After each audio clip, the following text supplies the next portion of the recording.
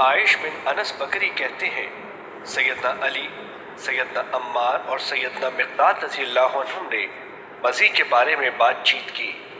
سیدنا علی رضی اللہ عنہ نے کہا مجھے بہت زیادہ مزی آتی ہے اور میں آپ صلی اللہ علیہ وسلم سے اس وجہ سے شرم محسوس کرتا ہوں کہ آپ صلی اللہ علیہ وسلم کی بیٹی میرے عقد میں ہے۔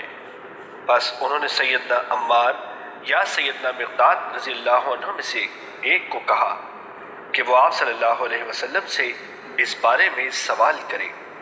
عطا کہتے ہیں عائش نے تو کسی ایک کا نام لیا تھا لیکن میں بھول گیا۔ بہرحال انہوں نے سوال کیا اور آپ صلی اللہ علیہ وسلم نے فرمایا یہ تو مزی ہے، اس کو چاہیے کہ اس کو دھو لیا کرے۔ میں نے کہا کس چیز کو؟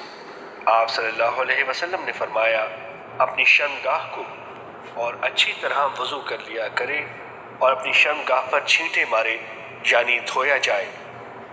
حدیث نمبر 465، مسند احمد۔